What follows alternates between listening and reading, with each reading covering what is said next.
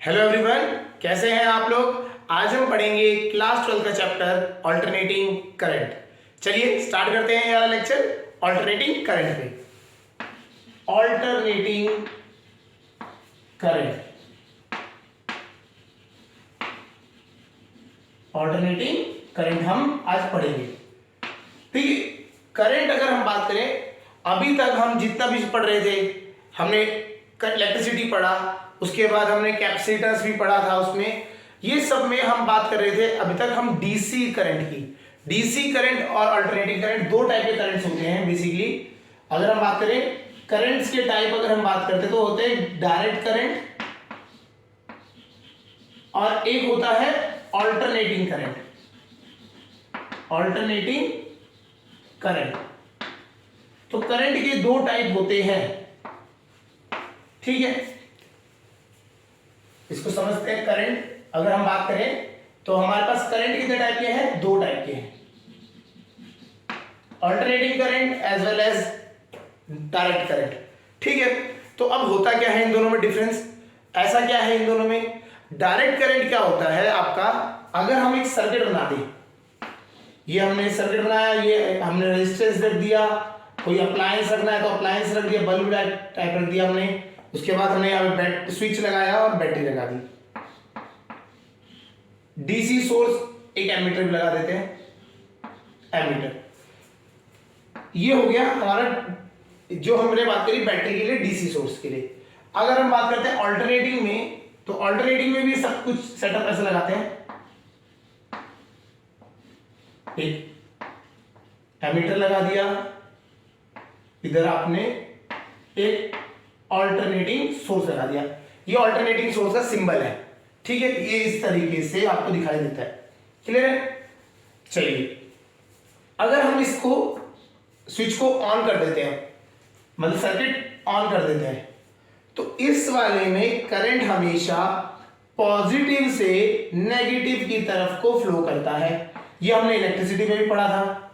ठीक है, सेम अगर हम बात करें यहां पे ऑन करते हैं, यहां पे अलग केस हो जाता है। यहां का केस क्या हो जाता है, करंट हमारा कुछ टाइम तो इधर से जाता है, फिर ये अपने आप इधर से आने लग जाता है। मतलब ये करंट जो है आपका एक डायरेक्शन को नहीं मूव करता है, थोड़े टाइम इधर से उधर गया, फिर इधर से उधर, मतलब पोलैरिटी अपनी चेंज करता रहता है। करंट हमेशा हम करंट मानते हैं प्लस से नेगेटिव की तरफ जाते हुए, बट ये ऑल्टरनेटिंग करंट में जो होता है सोर्स होता है, इसमें जो पॉजिटिव और नेगेटिव है वो चेंज होता रहता है। अगर हम बात करें कुछ टाइम तो ऐसे रहेगा, प्लस माइनस, करंट इधर को जाएगा, इधर को फ्लो करेगा। ठीक है, और फिर थोड़ी देर बाद ये अपनी पोलैरिटी चेंज कर देगा, ये प्लस हो गया, ये माइनस हो गया, फिर ये करंट इधर को जाएगा। तो इस तरीके से जब पोलैरिटी बार बार चेंज होती रहे, एक बार करंट उधर को गया, फिर इधर, मतलब ये क्या है, कुछ टाइम बाद अपनी चेंज कर देता है पोलैरिटी, अपना जो करंट की डायरेक्शन है वो चेंज करता रहता है, तो उसे हम कहते हैं ऑल्टरनेटिंग करंट। और एक होता है हमारा डायरेक्ट करंट, जिसमें पोलैरिटी चेंज नहीं होती। पोलैरिटी मतलब direction of flow of current, positive है पॉजिटिव रहेगा, एक साइड को करंट फ्लो करता ही रहेगा। क्लियर है। और यहां पे क्या होगा, कभी बढ़ेगा कभी घटेगा, कभी मतलब बढ़ेगा क्या, अपन पोलैरिटी चेंज हो जाएगी, यहां से गया करंट गया उधर को, अब जाने के बाद पोलैरिटी चेंज होगी, कुछ टाइम बाद वहां से इधर आ गया। क्लियर है। बढ़ना घटना तो चल सकता है, ऊपर नीचे हो सकता है, लेकिन पोलैरिटी ही चेंज कर देता है बार बार, तो उसे कहते हैं ऑल्टरनेटिंग करंट। समझ आ गया। इसको हम ग्राफिकली रिप्रेजेंट करते हैं, ग्राफिकली और थोड़ा अच्छा समझ आएगा। ग्राफिकली क्या हुआ, हमने मान लिया ये हमारा टाइम है और ये हमारा करंट लाइन है। ठीक है, ये करंट वाली लाइन है, और इधर भी ऐसे दिखा देते हैं, ये हमारा टाइम हो गया और यहां हमारा करंट हो गया। ये करंट की डायरेक्शन है, पोलैरिटी अगर हम बात करें उस तरीके से। डायरेक्ट में क्या रहता है आपका, या तो करंट बिल्कुल कांस्टेंट रहेगा एक ही डायरेक्शन में, मतलब आप इसको देखेंगे तो ये पॉजिटिव करंट ही शो कर रहा है, मतलब पॉजिटिव डायरेक्शन, एक ही डायरेक्शन में मूव कर रहा है। या फिर ऐसा भी हो सकता है, बढ़ना घटना भी हो चल सकता है, बढ़ रहा है घट रहा है, बढ़ रहा है घट रहा है, बढ़ रहा है घट रहा है, बट ये अपने ही पॉजिटिव वाले पार्ट में कर रहा है, ये पॉजिटिव वाले पार्ट में ही कर रहा है, बढ़ रहा है घट रहा है, कोई प्रॉब्लम नहीं, बढ़ना घटना चलता रहेगा, लेकिन है एक ही डायरेक्शन में, उस साइड को ही है। ऑन ऑफ करते रहे बटन आप, एक बारी ऑन एक बारी ऑफ, एक बारी ऑन ऑफ, तो ऐसे करंट आपका रहेगा। बट ऑल्टरनेटिंग में क्या हो जाता है, ऑल्टरनेटिंग में वो पहले तो थोड़ी देर तक रहा पॉजिटिव डायरेक्शन में, फिर उसने अपनी पोलैरिटी चेंज कर दी, बदल दिया। तो कुछ टाइम वो प्लस में रहा, कुछ टाइम नेगेटिव डायरेक्शन, कुछ टाइम प्लस, कुछ टाइम नेगेटिव। तो इस टाइप की जो सप्लाई ऑफ करंट होता है उसे कहते हैं ऑल्टरनेटिंग करंट। ठीक है, अगला, ठीक है, इसमें देख लेते हैं। ये गया आपका ऊपर ऐसे, किसी भी शेप में हो सकता है। करंट आपका पोलैरिटी चेंज करना चाहिए, बस आपका ऊपर नीचे दोनों साइड में जाना चाहिए, तब आपका ये क्या हो गया, ऑल्टरनेटिंग करंट। ठीक है, तो ऑल्टरनेटिंग करंट में क्या होता है, पोलैरिटी चेंज हो जाती है। करंट अगर एक बार एंटी क्लॉकवाइज आ रहा है तो फिर क्लॉकवाइज जाएगा, इस तरीके से मूवमेंट होता रहता है। क्लियर हो रहा होगा? तो इसे कहते हैं ऑल्टरनेटिंग करंट और इसे कहते हैं डीसी करंट। ठीक है, चलिए लिख लेते हैं डीसी करंट की definition. The supply in which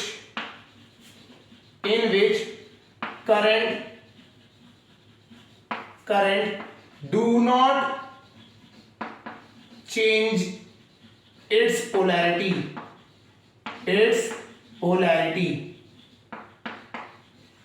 ठीक है, जो करंट है वो अपनी पोलैरिटी चेंज नहीं करता, एक ही डायरेक्शन में मूवमेंट करता है। ठीक है, और इसमें क्या होता है, the supply in which current changes its polarity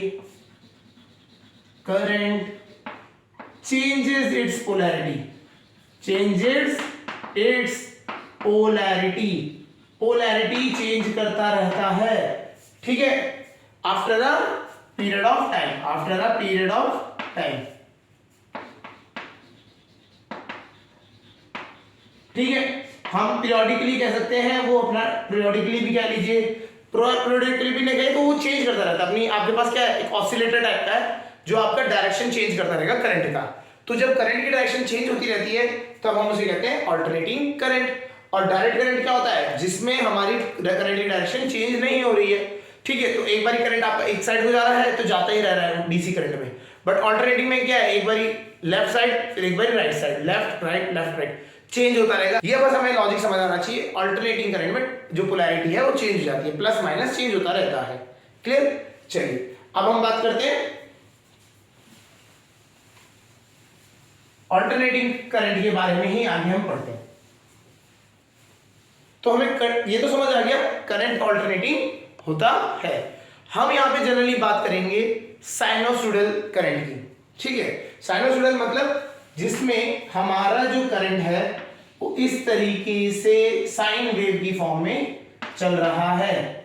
जो करंट है आपका आई वो साइन की वेव फॉर्म में बनाता है। कुछ टाइम पॉजिटिव सेक्शन में रहता है, कुछ टाइम नेगेटिव, कुछ टाइम पॉजिटिव नेगेटिव, ऐसे चलता रहता है। तो इसे हम कहते हैं साइनोसॉइडल फॉर्म। ठीक, हमें इसके लिए बात करनी है। अभी हम लेकिन बात करते हैं जनरल की, जनरल फॉर्म में बात करते हैं। तो अल्टरनेटिंग करंट हमारा कुछ भी हो सकता है जो टाइम के साथ वेरी करता है। तो हमने मान लिया कि हमारा जो करंट है हमारा आई, ठीक है, वो वेरिएबल है, वो टाइम के साथ चेंज करता रहता है। तो हमारे को हम बात कर सकते हैं, तब हम करंट जो होता है हमें पता है करंट इज इक्वल टू क्या होता है, D Q by D T. Current होता है हमारा D Q by D T, ये तो होता है current D Q by D T. अगर हम बात करें, या तो हम इसको अगर ये तो इंस्टेंटेनियस वाला केस है ना, अगर हम बात करें चार्ज क्या हो जाता है आपका, इससे निकालें तो चार्ज इज इक्वल टू क्या हो जाएगा, आई इंटू टी, आई इंटू टी। ठीक है, अब हम बात करते हैं अल्टरनेटिंग करंट के लिए कैसा काम होता है। सपोज करिए हमारा एक केस ले लेते हैं, हमने एक करंट और एक टाइम का बनाएगा। कुछ टाइम तक करंट इस डायरेक्शन में मूव किया, ठीक है, इस तरीके से ये वेव बना रहा है। अगर हम मान लेते हैं इस तरीके से करंट मूव कर रहा है, थोड़े टाइम तक 0 से लेके 1 सेकेंड तक ऐसा चला, फिर 2 सेकेंड तक चेंज हो गया, एक सेकेंड बाद अपनी पोलैरिटी चेंज कर रहा है। करंट पहले प्लस आई था, बाद में हो गया माइनस आई। ठीक है, प्लस आई और माइनस आई, ये चीज होती है। अब देखो क्या होता है इसमें, थोड़ा सा हम समझते हैं। हमें पता है Q इज इक्वल टू, अगर हम बात करें Q निकाल रहे हैं तो I इंटू टी। तो चार्ज क्या हो गया, ये एरिया तो हो गया, एरिया अंडर द कर्व ही तो हो गया चार्ज, है ना। तो यही तो एरिया अंडर द कर्व है। तो अगर हम ध्यान से देखें फॉर अ वेव, अगर हम पूरे एक वेव की बात करें और मुझे बोला जाए कि एक वेव के लिए एवरेज करंट कितना है, I average for a wave, for a complete wave, complete cycle कह लीजिए या वेव कह लीजिए, कंप्लीट साइकिल लिख लेते हैं, ठीक है, कंप्लीट साइकिल के लिए। इसको देखते हैं, ये अल्टरनेटिंग करंट का एग्जांपल है, कुछ टाइम तक ऊपर रहा पोलैरिटी में, फिर नीचे रहा, इस तरीके से। अब हम बात करें तो ये तो हो गया चार्ज, ये क्या शो कर रहा है, चार्ज। और अब देखेंगे तो अगर इसके लिए एरिया बात करें, इसका एरिया और इसका एरिया सेम है, हाँ है ना, time 1 second into I current है ना, तो ये क्या हो जाएगा, क्यू हो जाएगा आपका आई इंटू 1। इसी तरीके से ये हो जाएगा क्यू आई इंटू 1, है ना। तो ये हुआ क्या, अगर हम इसका सोर्स बनाए इस तरीके से, तो इसने क्या किया, आधे टाइम तक 0 से लेके 1 सेकेंड तक तो इधर को चार्ज भेजता रहा, 0 से लेके 1 सेकेंड तक इस साइड को चार्ज भेजता रहा, फिर 1 से लेके 2 सेकेंड तक उतना ही चार्ज ये वापस ले आया अपने पास, उतना ही चार्ज ये वापस ले आया। तो आई अगर एवरेज निकालने के लिए मेरे को कोई बोले तो आई एवरेज, एवरेज कैसे, आई करंट कैसे निकलता है, आई मतलब total charge upon total time, total time. तो अगर मुझे कोई एवरेज निकालने के लिए बोलेगा तो सीधी बात है, टोटल चार्ज कितना भेजा वो बता दो मुझे, टोटल टाइम कितना टाइम लिया, हाँ जी, चार्ज हमारा कितना हो गया 0, क्योंकि जितना ऊपर गया था एक डायरेक्शन में उतना ही वापस आ गया, तो चार्ज कितना हो गया 0। तो एक कंप्लीट साइकिल के लिए आई एवरेज का हो जाता है 0 हो जाता है। समझ आ गया होगा, अल्टरनेटिंग करंट में कंप्लीट साइकिल के लिए अगर हम बात करें आई एवरेज 0 हो जाता है इस तरीके से, ठीक है। ये तो एक हमने बहुत बेसिक, एक मतलब एलिमेंट्री टाइप का बता दिया आपको किस तरह से होता है। चलिए अगर हम बात करते हैं कि वेव हमारी साइनोसॉइडल वेव हो जाए जो हमारे इस घर में आती है, इस तरीके से बात करते हैं, ठीक है। तो ऐसे में कैसे काम करेंगे, हमारा जो है करंट की डायरेक्शन मैंने दिखा दी, ये टाइम हो गया और ये हमारा इस तरीके से एक वेव बना रहा है। तो मुझे तो यहां से यहां तक एक ही वेव के लिए चाहिए, हमें एक ही वेव काम करना है, एक ही वेव तक के लिए, ठीक है। एक वेव तक के लिए बात करें, टाइम हमारा टाइम पीरियड टी लग रहा है, कितना लग रहा है, टी टाइम पीरियड लग रहा है। और इसके लिए हमने जो बात करी तो I इज इक्वल टू कितना हो गया, I is equal to I naught, I naught इसका क्या होता है, एम्पलीट्यूड होता है, आई नॉट क्या होता है आपका, एम्पलीट्यूड होता है, I naught sine omega t, I is equal to I naught sine omega t. इसको समझते हैं, ये बिल्कुल SHM अगर हमने पढ़ा है तो उसी तरीके से आता है सब कुछ, वैसे ही ऐसा है।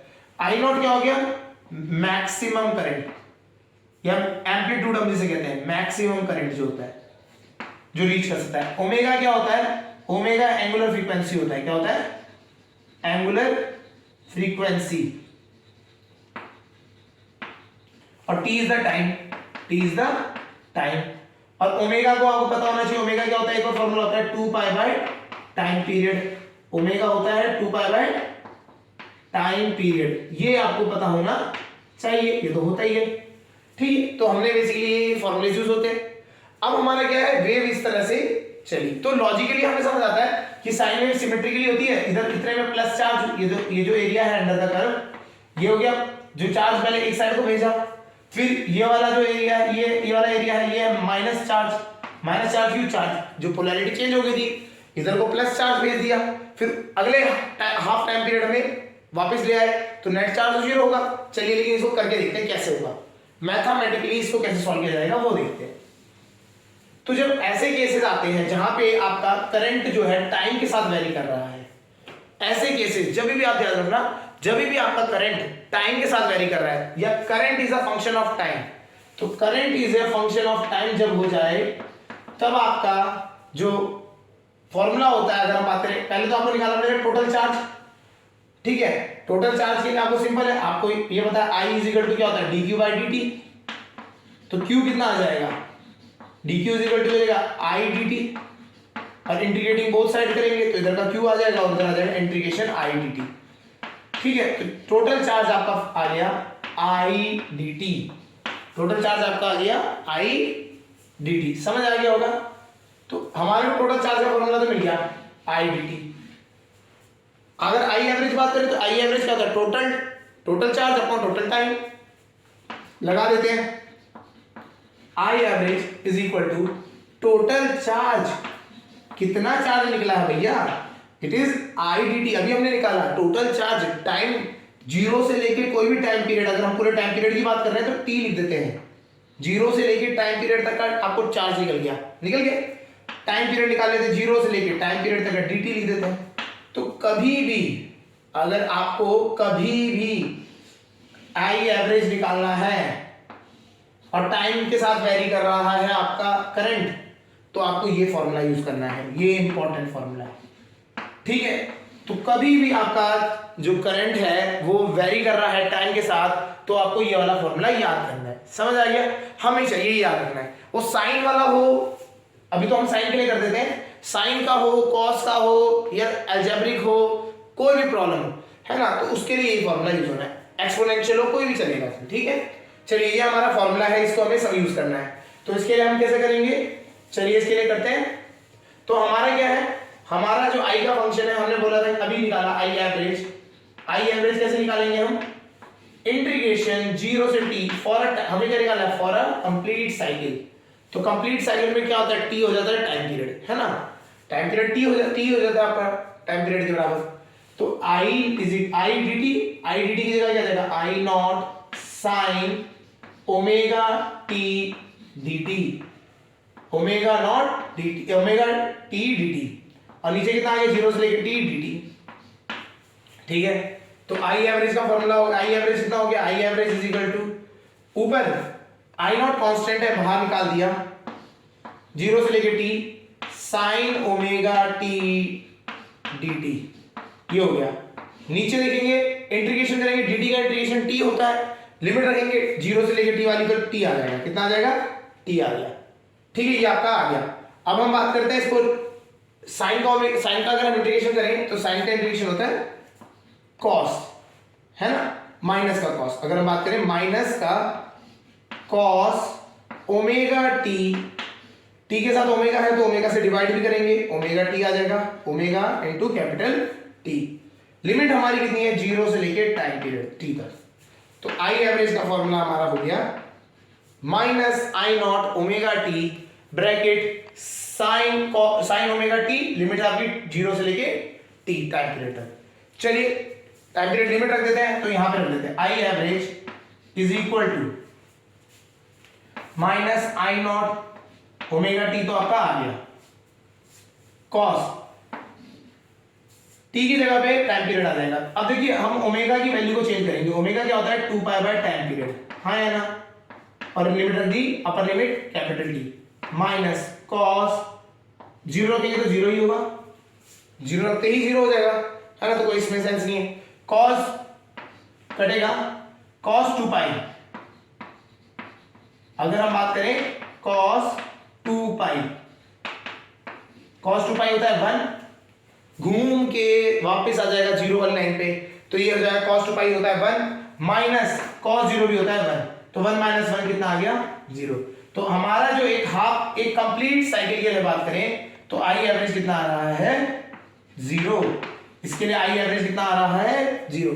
तो अगर आपका साइनोसॉइडल वेव है तब आपको यही फॉर्मूला यूज करना है, फॉर्मूला ये है, ठीक है, ये आपका फॉर्मूला हो गया, इसको यूज करेंगे और इससे हमारे को आई एवरेज कितना आ गया 0, समझ आ गया होगा।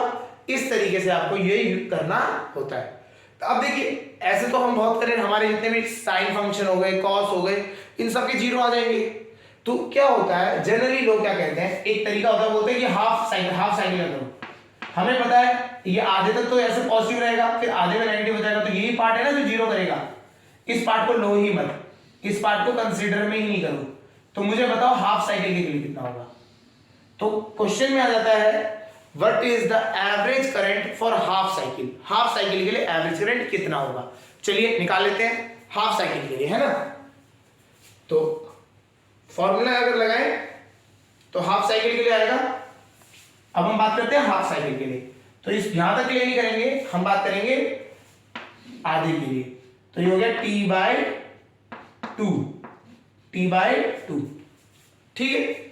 सेम चीज पूरा का सब कुछ वैसा ही सेटअप है, बस हम अब हाफ के लिए बात कर रहे हैं। हमने पहले बात करी थी पूरे के लिए, अब हम बात करेंगे आधे के लिए।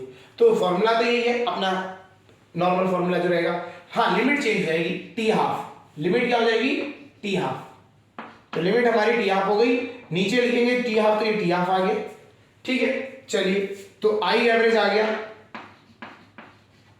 ये ऊपर 2 चले जाएगा, आई नॉट अपॉन टी। इसका इंटीग्रेशन किया था हमने, साइन का होता है कॉस ओमेगा टी, और ओमेगा जो उसके साथ था तो ओमेगा से हमने डिवाइड कर दिया। ठीक है, लिमिट क्या है? 0 से लेके t/2 तक, 0 से लेके t/2 तक ये आ गई। चलिए रख देते हैं I average for half cycle. Half cycle के लिए कितना है? माइनस, ये माइनस में आता है ना, ठीक है, माइनस में है तो इसलिए माइनस 2i0 नीचे आया ओमेगा। ओमेगा क्या होता था? ओमेगा का फॉर्मूला होता है 2π/t, तो हम यहां लिख देते हैं 2π/t इंटू टी हमारा है बड़ा, यहां पे t पहले t पड़ा है तो उससे t से मल्टीप्लाई कर देंगे। चलिए रखते हैं इसमें वैल्यूज। cos ओमेगा की जगह क्या आ जाएगा? 2π/t इंटू, है ना, ओमेगा की जगह हमने बस खाली 2π/t रखा। अब यहाँ t की जगह पे क्या आ जाएगा? t/2, तो यहाँ लिख देंगे t/2 माइनस cos 0, आगे वाला तो 0 है ही, t से t कटा, 2 से 2 कटा, इस t से t कटा, इस 2 से 2 कटा, तो आई एवरेज आ गया आपका। आई एवरेज अगर हम बात करें तो it is minus i0 upon pi, minus i0 upon pi cos, बचा कितना? cos पाई बचा, माइनस cos 0। cos पाई की वैल्यू होती है हमारी -1, cos पाई की वैल्यू होती है -1, माइनस cos 0 होता है 1, तो ये हो गया -2, माइनस से माइनस घटा तो ये आ गया आपका आंसर 2i0 अपॉन पाई, 2i0 अपॉन पाई। तो हाफ साइकिल के लिए अगर हम आई एवरेज बोले तो इट इज 2i0 अपॉन पाई, ये आपकी वैल्यू होती है। तो हाफ साइकिल के लिए अगर आई एवरेज की वैल्यू अगर आपको निकालने के लिए कहे तो it is 2i0 upon pi. Important result है, पूछा जाता है बहुत बार, है ना, तो ये इसका सीधा याद होना चाहिए, I average is equal to 2i0 upon pi. हाँ, ये साइनसॉइडल और कॉस के लिए, साइन और कॉस वाली वेव्स के लिए यूज होता है हाफ साइकिल के लिए, ठीक है, उसके लिए नहीं है। कोई भी अगर फंक्शन आ जाए उसका हाफ साइकिल का देने लग जाए तो आप ये यूज नहीं करेंगे, इसे उस तरीके से रटना नहीं है। हाँ, साइन और कॉस का आपके लिए ज्यादातर आता है तो आपको ये है, स्कूल पर्पस के लिए आपको जनरली मिल जाएगा। क्लियर है? तो हमें आई एवरेज निकालना आ गया। आई एवरेज निकालने के लिए क्या करना है? इंटीग्रेशन एफ, अगर जो करंट है फंक्शन है टाइम का, तो यहाँ पे वो आपको रख देना आई की वैल्यू, डी टी लिमिट हो जाएगी 0 से लेकर जो t तक आपको दे रख निकालना है, फिर अपॉन में इंटीग्रेशन डी टी 0 से लेके जो टाइम आपको निकालना है, ठीक है। तो ये आपका फॉर्मूला हो गया, ठीक है। चलिए, तो ये इस तरीके से आपका हो गया।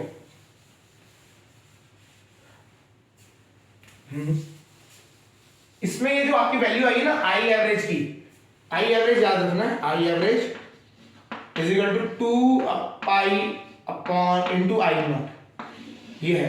कभी कभी इसकी ना पाई की वैल्यू डाल के दे देता है, तो पाई की वैल्यू डालने पे ये आ जाता है आपका, पाई की वैल्यू हम डालेंगे 22/7 करके आप डालेंगे, ठीक है, तो it comes out to be 0.37 I naught, ठीक है। तो आई एवरेज की वैल्यू ये एमसीक्यू में अगर कभी देखने को मिल जाए तो ये वैल्यू याद होनी चाहिए 0.637, नहीं तो आप निकाल सकते हैं आराम से, पाई की वैल्यू आप डाल देंगे 22/7, उससे आप करके सॉल्व करेंगे तो ये आपको आ जाएगा, ठीक है। तो आई एवरेज इस तरह से आ गया हाफ साइकिल के लिए, हाफ साइकिल के लिए आई एवरेज आ गया। तो अगर हम बात करें एक अल्टरनेटिंग करंट के लिए, तो आई जैसे जिस तरह से करंट वेरी करता है उसी तरह से वोल्टेज भी वेरी करता है। तो अगर वोल्टेज के लिए भी अगर एवरेज निकालना है हाफ साइकिल के लिए, तो वोल्टेज भी कितना हो जाएगा 0.637 वी नॉट या फिर 2 वी नॉट अपॉन पाई, तो ये भी आपका रिजल्ट रहेगा, ठीक है। हाफ साइकिल के लिए एवरेज निकालना है, क्लियर हो गया। तो इस तरीके से आपका होता है। एक क्वेश्चन कर लेते हैं। क्वेश्चन है हमारा जो करंट है इस तरह से वेरी कर रहा है, current is I is equal to I naught plus I naught sine omega t, I is equal to I naught plus I naught sine omega t, इस तरह से दे रखा है। अब हमें बताना है I average for half life, I average for half life, half cycle ले लीजिए या हाफ लाइफ तो नहीं होगा, हाफ साइकिल होगा, ठीक है। चलिए सॉल्यूशन करते हैं। तो हमें पता है आई एवरेज निकालने का एक सिंपल एक ही फॉर्मूला है हमारे पास, I average is equal to 0 से लेके टी हाफ, ठीक है। आई रख देंगे डी टी, 0 से लेके टी हाफ डी टी, ठीक है। अब हम बात करते हैं इधर, आई की जगह पे हम ये वैल्यू पुट कर देते हैं, तो हमारी जो होगी लिमिट 0 से लेके टी हाफ, आई की जगह पे आ गया I naught plus I naught sine omega t हो गया, ठीक है। नीचे आ गया आपका लिमिट रख देंगे, सीधा ही टी हाफ आ जाएगा, खत्म। आई नॉट कांस्टेंट है, बाहर निकल जाएगा, कॉमन ले लेंगे इसको, यहां वन आ जाएगा, यहां आई नॉट आ जाएगा, ठीक है। अब हम बात करते हैं इसकी लिमिट रख देते हैं, इंटीग्रेशन करते हैं पहले तो आई एवरेज ऊपर वाले का इंटीग्रेशन आपका आएगा, इसका आई हो गया आई नॉट तो ये है, इसका 1 का हो गया टी, और साइन ओमेगा टी का हो गया minus cos omega t by omega, इधर नीचे टी से डिवाइड कर देते हैं, ठीक है। ये आपको इंटीग्रेशन कर लिया आपने, लिमिट रख दी 0 से टी बाय 2, इंटीग्रेशन याद होना चाहिए, साइन का कॉस होता है माइनस का है ना, और टी के साथ ओमेगा है तो ओमेगा से डिवाइड हो गया। चलिए टी की वैल्यू टी हाफ की वैल्यू रख देते हैं, तो यहां पे आप रखेंगे तो ये आ जाएगा 2 आई नॉट अपॉन टी, तो है ही, यहां रख दिया टी हाफ आ जाएगा, माइनस जब हम टी की पावर हाफ रखेंगे तो यहां पे ओमेगा की वैल्यू कितनी होती है, ओमेगा की वैल्यू होती है 2 पाई बाय टी, चलो रख के देखते हैं, पूरा रख देते हैं, cos 2 pi upon T into क्या आ जाएगा T half into T half upon omega, omega तो है ही, ठीक है। ये हो गया, माइनस लिमिट लोअर लिमिट 0 रखेंगे 0 हो जाएगा, माइनस माइनस प्लस हो जाएगा, प्लस cos 0, ओमेगा का कोई रोल नहीं है वहां पे, तो आई एवरेज आपका आ गया यहां से आई एवरेज, ठीक है। तो इसमें देखेंगे यहां आ गया टी हाफ, यहां से ये कटा 2 से 2 कटा, cos पाई होता है -1, तो माइनस माइनस प्लस 1 हो जाएगा, एक नीचे प्लस 1, तो 2 यहां से आ गया, तो it is 2 I naught upon t plus यहां पे आ जाएगा t by 2 plus 2, t by 2 plus 2। तो ऐसे में इसका आंसर जो आया I average, it came out to be 2 I naught upon t by 2 plus 2, ठीक है। ये इस तरह से आ गया। अगर वो टाइम पीरियड बोल देता है, आपको टाइम पीरियड की वैल्यू दे दी उसने 3 सेकंड या 2 सेकंड दे दी, तो आप उसको वैल्यू पुट करके आप आंसर निकाल सकते हैं। क्लियर हो गया? इस तरीके से आपको करना है, समझ आ गया होगा। इसमें करना क्या है, यही फॉर्मूला है, इसमें आपको रखना है और उसको सॉल्व कर देना है, ठीक है। चलिए एक और देख लेते हैं।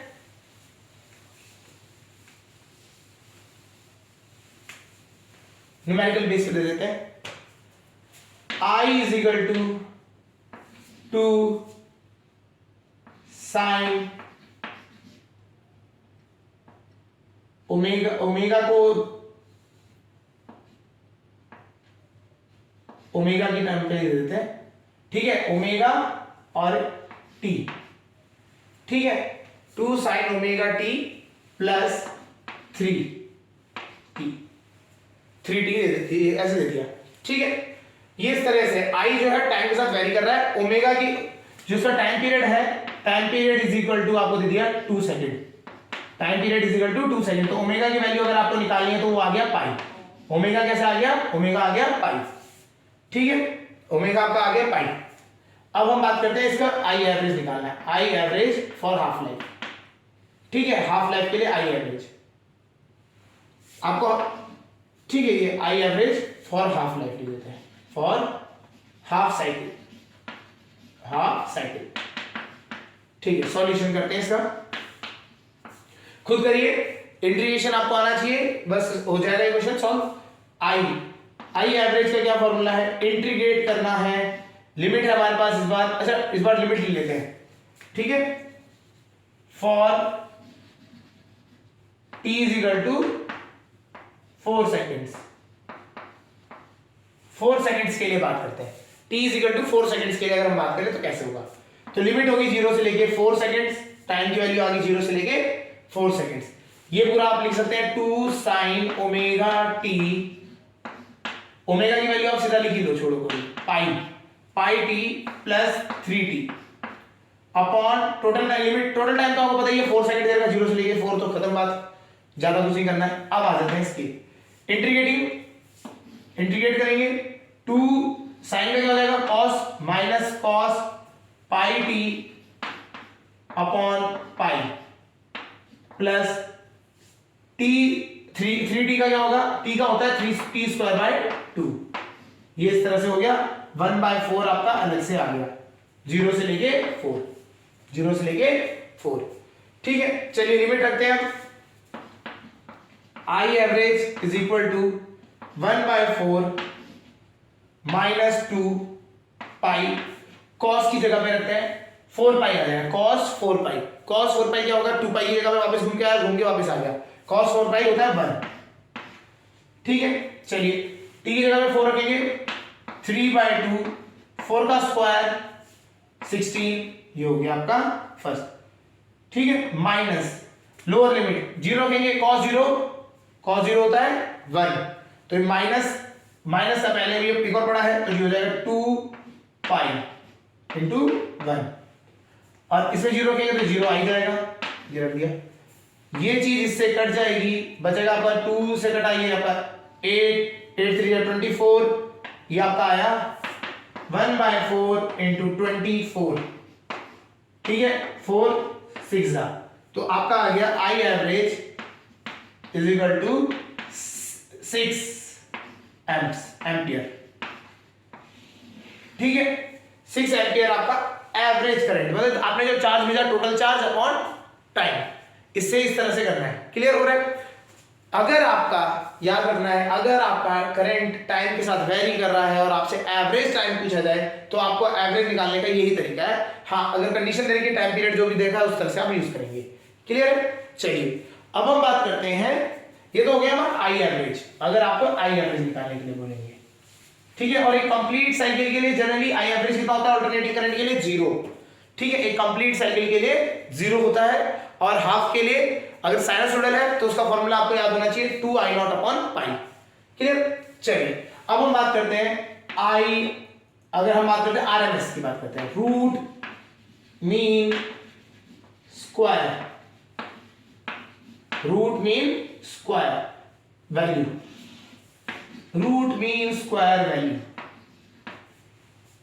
ठीक है। तो हमें ये पता है कंप्लीट साइकिल के लिए हम फेल कर जाते हैं क्या निकालने के लिए, करंट।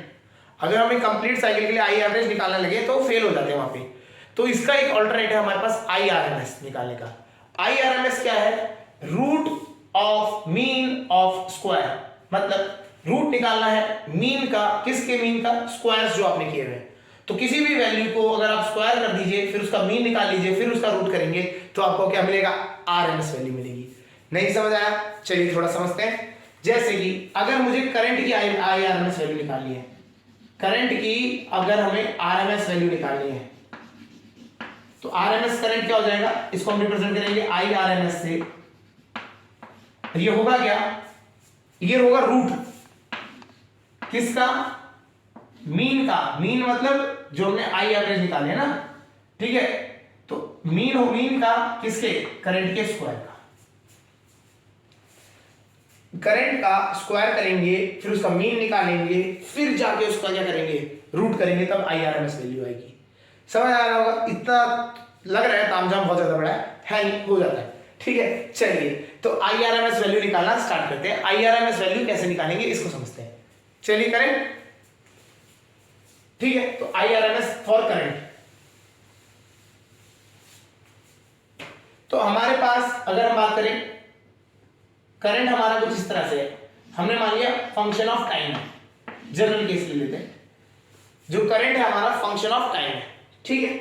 तो हम बात करेंगे आईआरएमएस पाने की बात करेंगे, तो आई आर एम एस निकालने के लिए हमें स्टेप्स में क्या चाहिए, पहले तो आई स्क्वायर चाहिए, हाँ या ना, आई स्क्वायर चाहिए, तो ठीक है आई का स्क्वायर कर देते हैं, इजी है।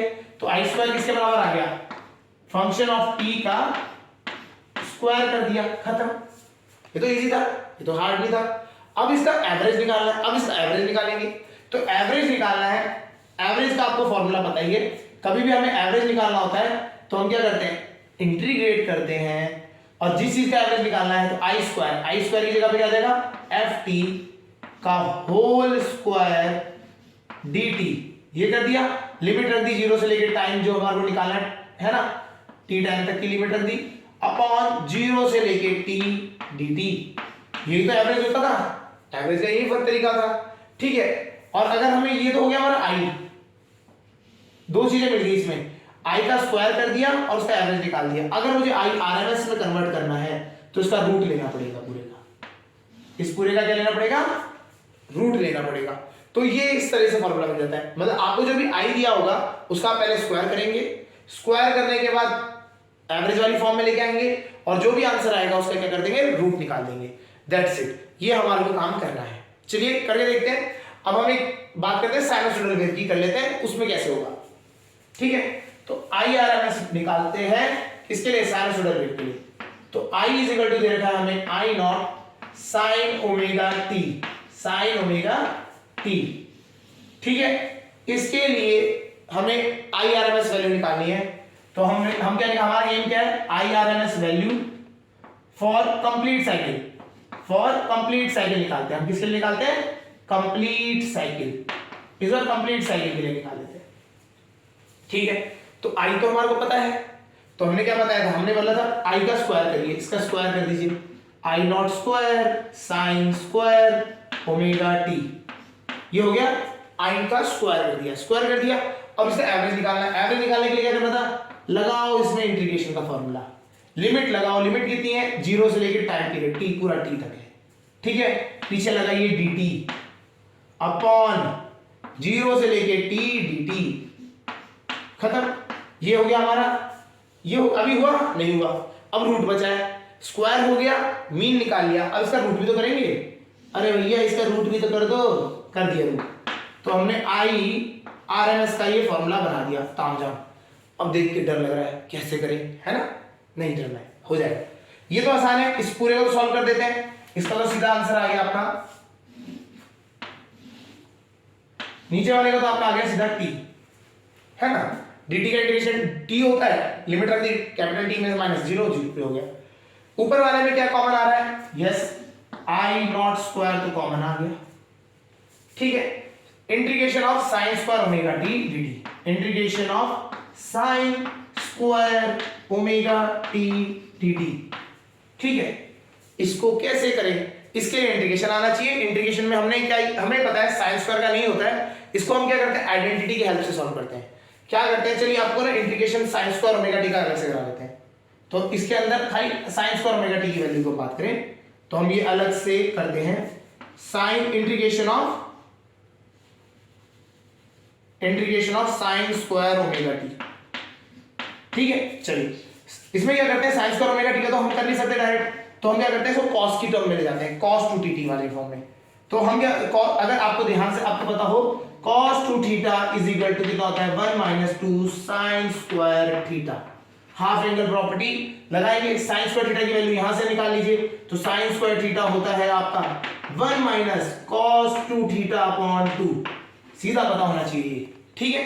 तो हमें पता है यहां है हमारा साइन स्क्वायर ओमेगा टी, तो ओमेगा टी है तो क्या हो गया, साइन स्क्वायर थीटा की जगह ओमेगा लिख देते हैं, तो हमारा क्या हो जाएगा 1 minus cos 2 omega t upon 2 dt, ये तो हो गया, हाँ या ना।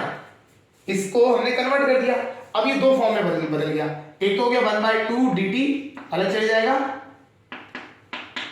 ठीक है, minus integration cos 2 omega t by 2 dt, इस तरीके से हो गया, ठीक है। अब इसको सॉल्व करेंगे, इसको इंटीग्रेट करेंगे, इसका इंटीग्रेशन होता है आपको वहां पे लिख देते हैं जहां सीधा लिखना है आंसर। तो हमारे को इसका इंटीग्रेशन आपका आ रहा है 1/2 का इंटीग्रेशन होता है t/2 माइनस cos का होता है sin ठीक है, तो यहां लिख देते हैं साइन 2 ओमेगा टी अपॉन 2 था, लेकिन टी के साथ जो था उससे डिवाइड करेंगे 4 ओमेगा। तो इस पूरे का इंटीग्रेशन जो आपका साइन ओमेगा टी जो पूरा अंदर तामझाम है, इस पूरे का इंटीग्रेशन आ गया ये। ठीक है, चलिए इसको लिख लेते हैं। ये बेसिकली इंटीग्रेशन का पार्ट है ना पूरा। तो इस पूरे को हटाया हमने, इसकी जगह पे क्या लिख दिया, बड़ा bracket t/2 sine 2 omega t upon 4 omega, limit 0 से लेके t तक, 0 से लेके t तक। चलिए लिमिट रखते हैं, तो IRMS की वैल्यूज निकालेंगे हम सीधा। ये तो हमारा I0 स्क्वायर में है, ये तो बाहर ही निकाल देते हैं इसको पहले ही। I0 तो अपना बाहर ही निकाल दिया, ठीक है, I0 अपना रिमूव ही कर दिया। ठीक है, चलिए अब इसमें रखते हैं, पहले t की लिमिट रखते हैं। t रखा तो ये हो गया कैपिटल T/2 माइनस, अब यहां पर रखेंगे इस तरह से ओमेगा वाली फॉर्म में, तो ये आ जाएगा साइन 2 ओमेगा की जगह आ जाएगा 2π/t, कैपिटल T होता है, इनटू टाइम पीरियड में हमें t ही डालना है, डाल दिया, अपॉन में हमारे पास 4 ओमेगा। चलिए ओमेगा में रख देते हैं, ये सब कुछ नीचे आएगा डिवाइडेड बाय t में चलता रहेगा। ठीक है, ये हो गया, आपने अपर लिमिट रख दी। लोअर लिमिट रखते हैं, माइनस लोअर लिमिट t का 0 साइन 0 वहां पे रखिए 0, साइन 0 भी 0 होता है, t भी 0 होता है, जी पूरा 0 हो जाएगा बाद वाला फैक्टर। तो बाद वाला तो लिखने की जरूरत ही नहीं है, ये रिमूव कर देते हैं। यहां पे बचा बस आपका ये डिवाइडेड बाय t। अच्छा, अगर आप t से t काटेंगे 4π, साइन 4π भी 0 होता है, ये पूरा भी क्या हो गया 0, 4π भी क्या हो गया 0। तो इसको हम रखेंगे तो it will be I0 under root में t/2 t, नीचे से भी तो t है, t आ गया, तो t से t कट गया, आपका आंसर आ गया I0 रूट में है तो ये अंडर रूट 2 रह जाएगा। तो ये आपका फॉर्मूला बन गया। तो IRMS इज इक्वल टू कितना हो गया I0/√2। Clear?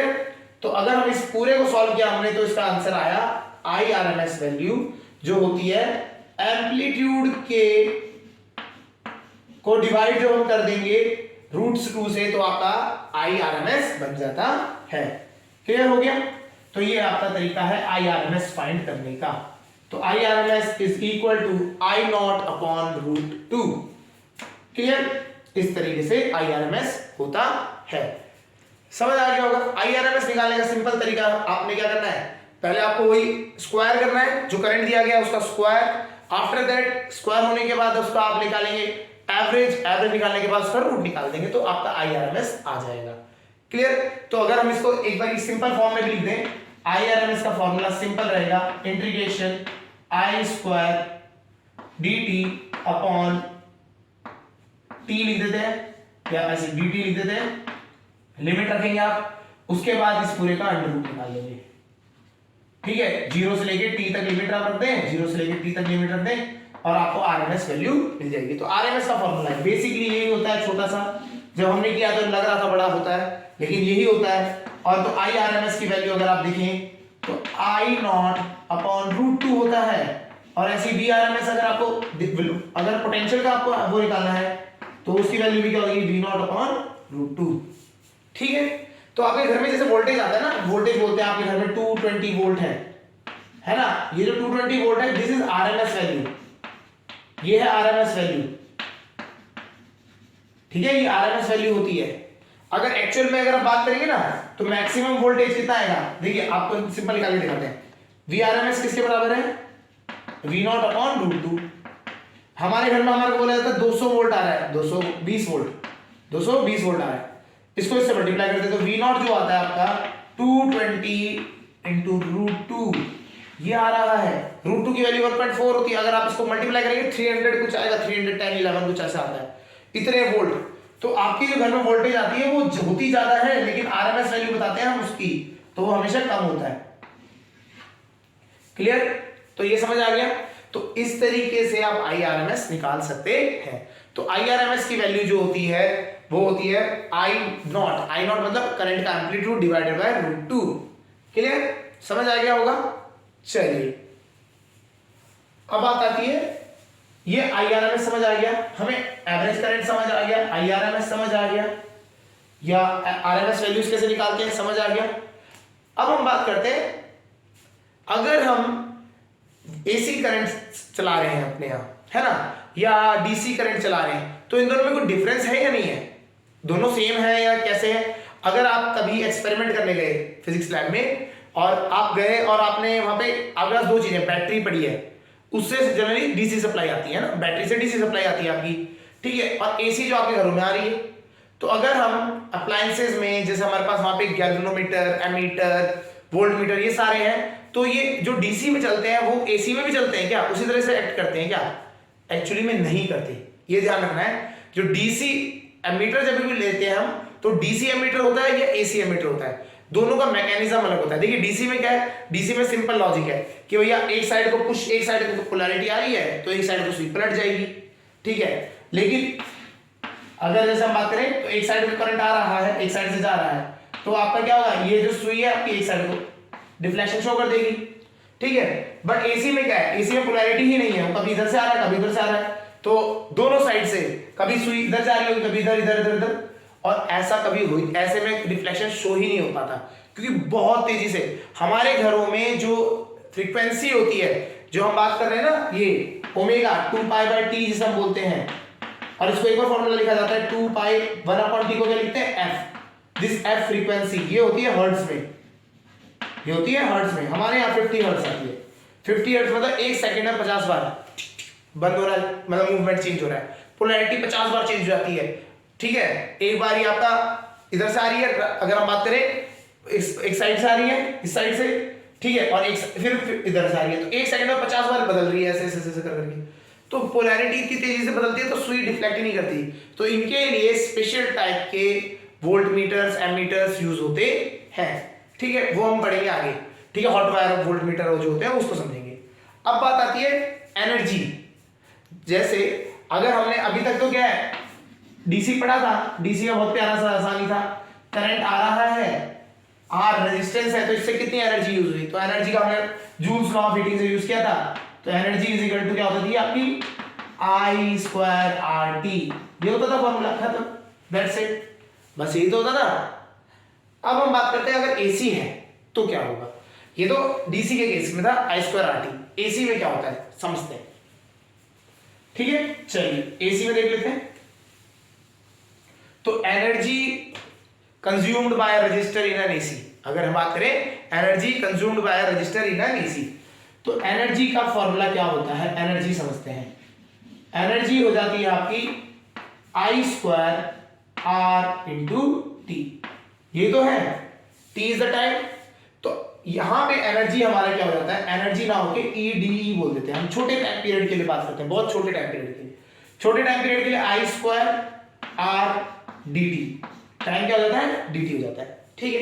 Integrating both side, दोनों साइड किया, ये E हो गया, R हमारा कांस्टेंट है, बाहर आ गया, तो ये हो गया I²T, I²dt, ठीक है। तो ये तो है हमारा बना। अब बात आती है I²dt, ये कैसे निकालें, हाँ I²dt के लिए हमने बात करी थी, देखें, देखो IRMS हमने निकाला था, IRMS का भी फॉर्मूला लिखा था, I² अंडर रूट, पता बहुत बड़ा, I²dt/dt, ये तो होता था, हाँ या ना, ये तो होता था फॉर्मूला।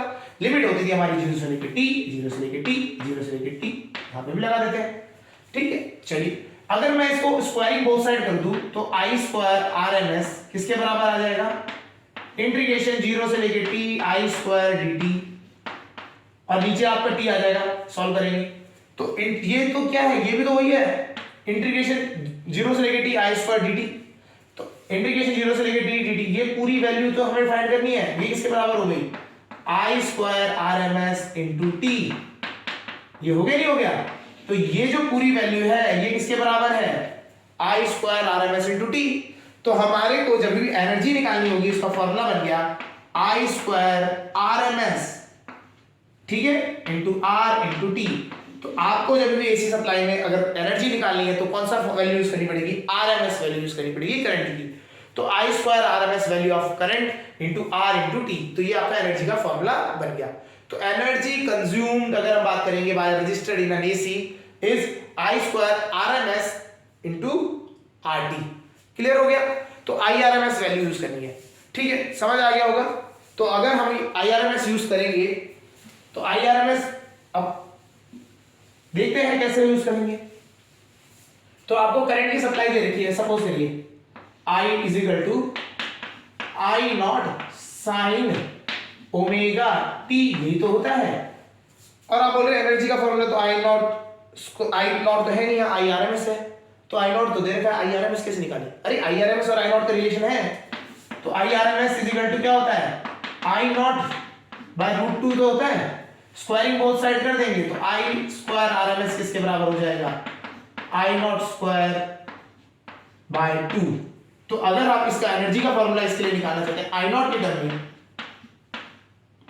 तो निकालिए I naught square RT by 2, तो ये 2 आ जाता है फैक्टर में। अगर आप मैक्सिमम करंट की उसको यूज करेंगे, एम्पलीट्यूड को यूज करेंगे, तभी आप ये आपका आंसर आएगा। कोई डाउट? समझ आ गया होगा। और अगर हमारे को वोल्टेज भी दे रखा है, तो अगर हम वोल्टेज की बात करें, तो अगर वोल्टेज की टर्म में देखा है, हमें पता है वोल्टेज क्या होता है, V is equal to V naught sine omega t, ये रहा होगा V is equal to V naught sine omega t, ठीक है। तो हम क्या करते हैं, V नॉट और अगर I नॉट निकालना है, हमें पता है V नॉट, हमें ओम्स लॉ तो पता ही है ना, V is equal to IR, तो बस वही लगा देंगे V naught is equal to R into I naught, यही तो होता है ओम्स लॉ, है ना, ओम्स लॉ तो यही होता है, ठीक है। तो हम क्या करते हैं, जब हम यहां से इसमें से I नॉट की वैल्यू उठा के यहां पर रखना चाहेंगे इस वाले में, तो ये आपका आ गया E is equal to I naught की जगह पर रखेंगे V नॉट अपॉन R, तो ये हो जाएगा V नॉट स्क्वायर, क्योंकि I नॉट स्क्वायर है, अपॉन 2R। ये बन जाएगा नहीं बन जाएगा, ये बन गया V not square upon V not square T upon 2R, ये बन गया, ठीक है। तो चलिए इसमें क्या होगा, कुछ नहीं करना है आपको, इसको अगर हम RMS की टर्म में लिखना चाहते हैं, और E इज इक्वल टू क्या हो जाएगा, V square RMS into T upon R, ये आपका फॉर्मूला बन जाएगा। तो एनर्जी का एक और फॉर्मूला बन जाएगा, वो जैसे E is equal to V square RMS, ठीक है, E square V RMS, E is equal to V square RMS upon R into T, ये आपका फॉर्मूला हो गया, ठीक है। तो ये हमारा एनर्जी का फॉर्मूला हो गया, ठीक है, समझ आ गया होगा। तो हमारे को एनर्जी का भी फॉर्मूला पता लग गया, दैट इज V, या तो आप I square RMS into R into T रख दीजिए, या फिर V square RMS upon R into T, ये भी फॉर्मूला आपका बन जाता है। क्लियर है? चलिए लेक्चर आज यहीं पे खत्म करते हैं। ओके, मिलेंगे नेक्स्ट लेक्चर में, हम बात करेंगे उसमें फेजर डायग्राम के बारे में, उसमें क्या रिलेशन बसता है वो हम समझेंगे। जब आपका करंट लोड होगा, रेजिस्टिव लोड, जिसे हम रेजिस्टिव लोड कहते हैं, कैपेसिटिव लोड होगा, इंडक्टिव लोड होगा, तो उसके अकॉर्डिंग कैसे कैसे चेंजेस आएंगे। चलिए नेक्स्ट लेक्चर में